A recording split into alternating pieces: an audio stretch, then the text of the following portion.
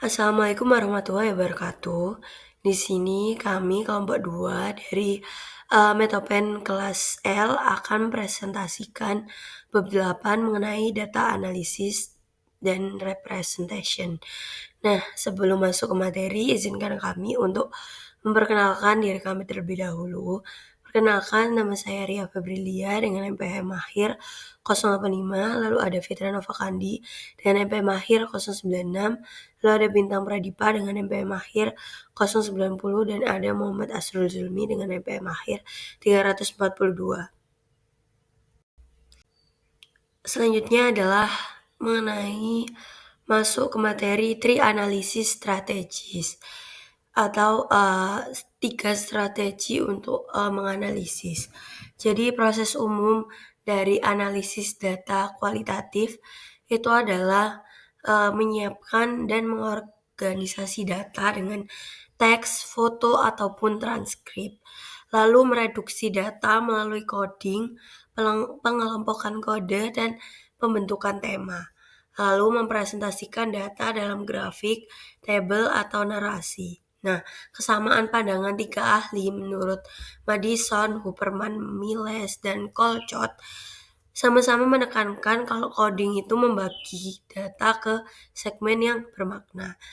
Nah, lalu membentuk kategori atau tema, lalu menyajikan data melalui visualisasi dan perbandingan. Nah, perbedaan pendekatan menurut Huberman Miles tahun 1994 sangat sistematis mencakup catatan pinggir, ringkasan catatan lapangan, analisis hubungan antar kategori. Lalu menurut Madison tahun 2005 itu fokus pada interpretasi stans misalnya krisis maupun femini sebagai kerangka yang akan dianalis. Lalu menurut Walcott tahun 1994 itu menekankan deskripsi mendalam dan menghubungkannya dengan literatur serta tema budaya. Selanjutnya adalah organizing the data. Jadi mengelola data dalam folder atau file digital seperti teks, foto maupun video. Lalu mengonversi data menjadi unit analis seperti kata, kalimat maupun cerita. Lalu mengatasi volume data besar yang dapat membingungkan. Lalu software seperti NVivo, Atlas dapat membantu untuk mengorganisasi datanya. Lalu selanjutnya adalah melakukan reading dan juga memoing. Jadi membaca keseluruhan database berkali-kali atau bisa disebut dengan immersion. Lalu menulis memo, ide, kata kunci maupun konsep awal. Lalu mengidentifikasi kategori seperti sebanyak kurang lebih 10 organisasi ide. Lalu mengumpulkan bukti dari berbagai sumber, observasi, transkrip maupun foto. Selanjutnya adalah describing, classifying, dan interpreting. Jadi memindahkan hasil bacaan menjadi deskripsi, kategori, kode, dan tema. Jadi melakukan coding juga untuk mengelompokkan teks atau visual menjadi kategori yang bermakna. Nah, dan coding itu 5-6 kategori awal yang berkembang menjadi 25 sampai 30 kode. Nah, tujuan akhirnya itu adalah mereduksi data menjadi 5-7 tema besar untuk narasi. Nah, pertimbangan penting yang harus dipertimbangkan adalah perlu kamu perhitungkan frekuensi kode, penggunaan prefigured kode, atau menggunakan emergent kode. Nah, sumber nama kode itu bisa dari in vivo, teori, atau dari buatan peneliti. Selanjutnya adalah jenis informasi dan strategi deconstruction. Jadi jenis informasi yang dicari itu berdasarkan pendekatan ada naratif. Jadi naratif itu mencari informasi seperti cerita dari yang akan diteliti. Lalu kalau fenomenologi itu berdasarkan pengalaman dan konteks. Kalau grounded theory itu berdasarkan proses, aksi, dan interaksi. Nah, kalau etnografi itu berdasarkan tema dan kerja kelompok budaya. Kalau case study itu berdasarkan deskripsi detail kasus. Nah, strategi analisis deconstruction menurut Czerniawska tahun 2004 itu mengungkapkan dikotomi palsu seperti public atau privat, budaya atau nature. Nah, menganalisis keheningan, hal yang tidak dikatakan, menemukan kontradiksi dan gangguan dalam teks, lalu fokus pada elemen paling aneh atau asing, lalu menginterpretasi metafora dan makna berlapis, lalu mengungkapkan bias dengan rekonstruksi teks. Kemudian kita akan bahas interpreting data. Jadi pada interpreting data, menginterpretasikan data ini, itu yang pertama kita harus tahu lesson learned. Jadi pelajaran apa yang dapat dipetik. Nah ini tuh digunakan kira-kira pelajaran apa yang bisa didapatkan dari data yang telah dilakukan atau data yang telah dikumpulkan selama meneliti menggunakan metode kualitatif. Nah, kemudian yang kedua itu in qualitative research involve abstracting out beyond the codes and them to the larger meaning of the data. Jadi, pada penelitian kualitatif itu melibatkan abstraksi melampaui kode dan tema DEMS untuk mendapatkan makna yang lebih luas dari data yang diperoleh. Nah, karena itu peneliti akan menghubungkan interpretasinya dengan literatur penelitian yang lebih luas yang dikembangkan oleh orang lain sebelumnya. Jadi, peneliti itu juga akan uh, menghubungkan kira-kira hasil penelitiannya itu apa dengan peneliti yang telah melakukan penelitian sebelumnya. Kemudian ada representing and visualizing the data. Jadi in the final fase of the spiral, peneliti itu akan menyajikan data, kemudian yaitu pengemasan dari apa yang ditemukan dalam bentuk teks, tabel maupun figure form.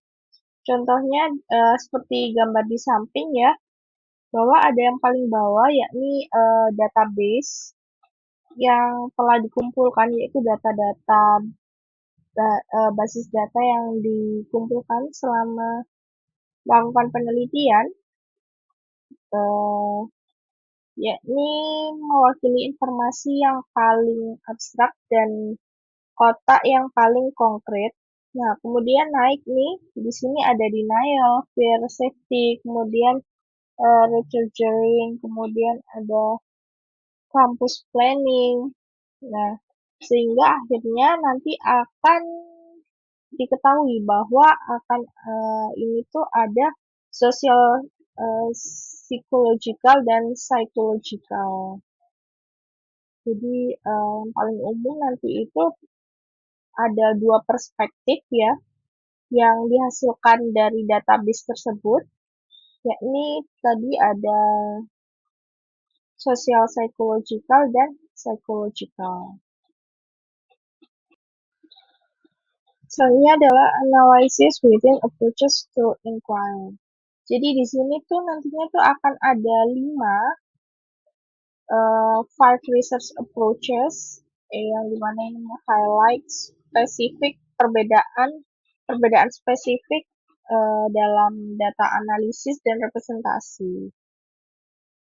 Ini pada bab sebelum-sebelumnya pernah kita bahas, yang ada naratif, phenomenological, dan lain-lain. Nah, yang pertama itu representing and visual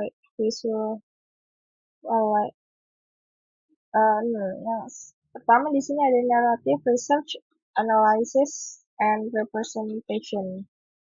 Jadi ini tuh refers to a family of methods for interpreting text that have in a common short term. Jadi program ini tuh refers to menafsirkan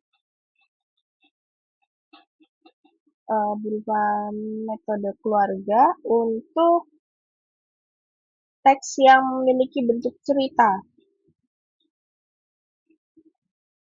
Artinya, dalam penelitian naratif, data analisis ini sebagai sebuah cerita dengan harus adanya alur, kemudian tokoh, kronologi peristiwa, titik balik atau turning points, kemudian yang terakhir adalah pengalaman penting dari apa yang kita teliti.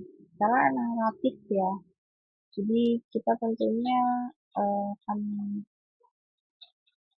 ingin tahu bagaimana alur hidup dari orang yang akan kita teliti. Kemudian ada phenomenological analysis and representation. Jadi, one analysis is flexible, phenomenological is much more structured and follow specific steps. Jadi, jika analisis naratif itu lebih fleksibel ya, fenomenologi ini lebih terstruktur dan mengikuti step yang lebih spesifik. Nah, ini akan ada tabel agar kita tahu kira-kira apa sih perbedaan analisis dan representasi data berdasarkan pendekatan penelitian yang ada 5 itu tadi. Nah, di sini saya akan menjelaskan dua perbedaan ya, yakni naratif dan fenomenologi. Nanti sisanya akan dijelaskan oleh rekan saya. Nah, yang pertama itu di sini adalah data organization. Jadi jika naratif itu dibuat dan atur berkas untuk data, sedangkan fenomenologi itu membuat dan mengorganisir berkas untuk data. Kemudian di sini ada reading and membuat catatan ya. Jika naratif itu membaca teks, membuat catatan pinggir, membentuk kode awal, sedangkan fenomenologi itu lebih ke membaca teks, membuat catatan pinggir, membentuk kode awal ini sama.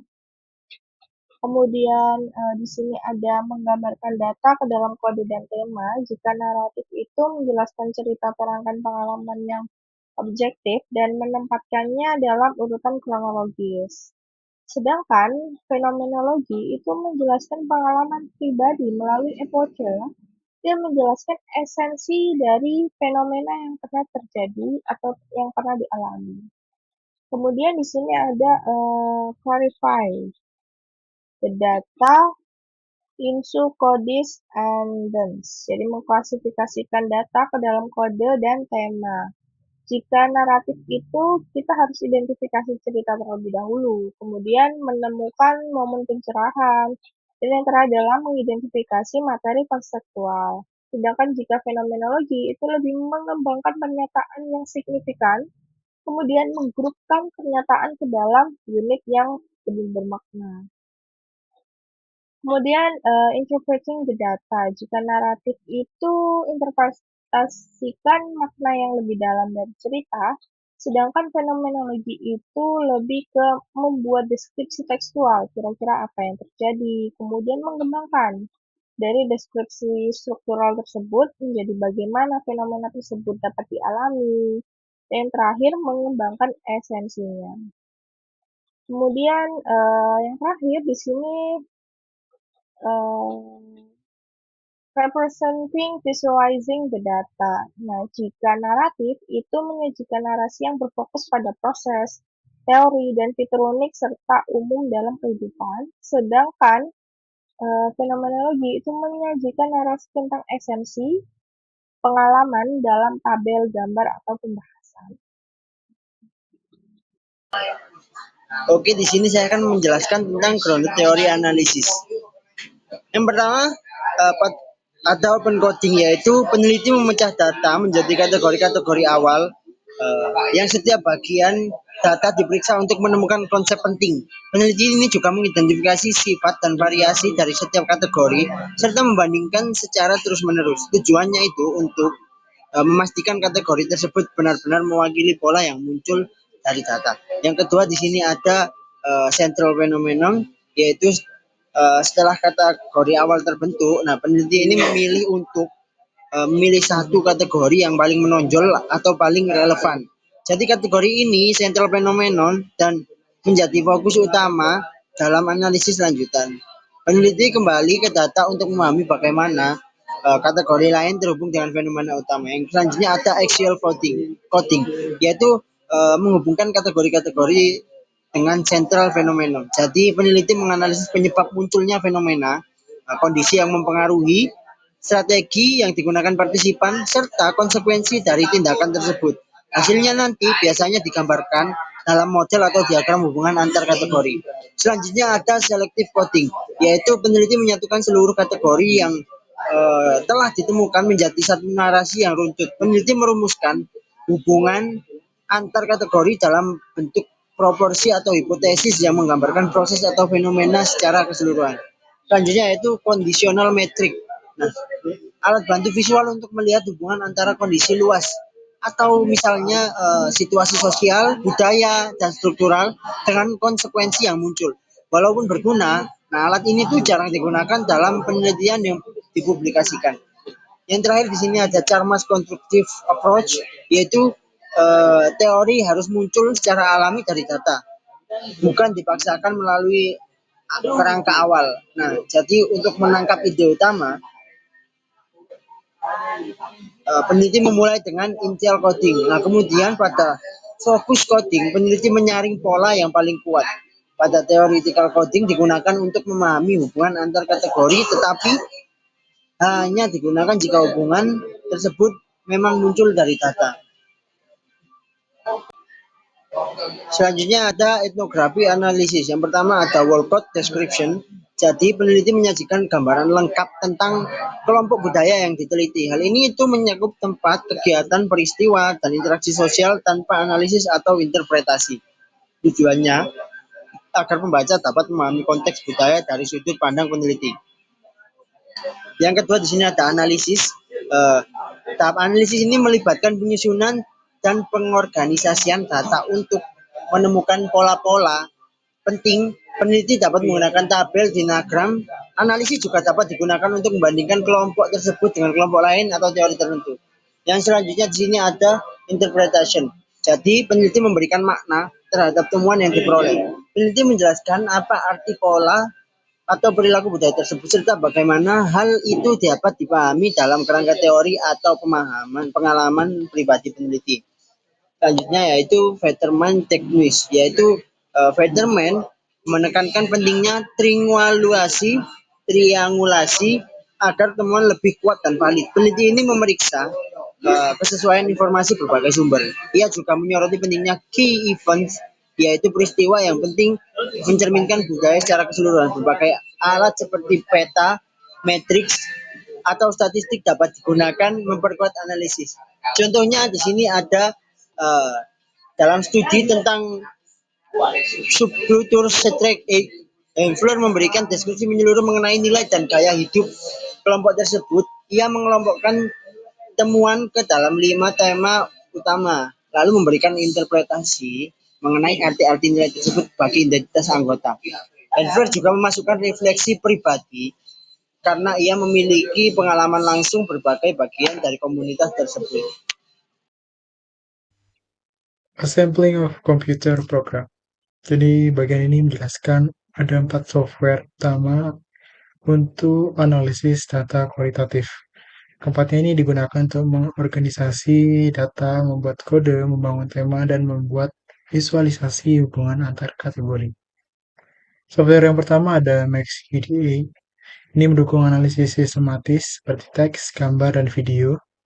Ini memiliki 4 jendela tampilan utama, yaitu data, daftar kode, teks yang sedang dianalisis, dan hasil pencarian.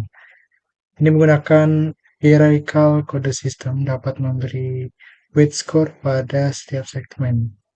Dan juga dapat menulis memos atau metodologi, teori, atau refleksi. MaxQDA ini juga mendukung ekspor ke Excel atau SPSS dan kolaborasi antar coder. MaxQDA ini cocok untuk peneliti yang membutuhkan visual mapping dan analisis lintas media. Software yang selanjutnya ada Atlas.ti, ini mendukung teks, grafik, audio, video.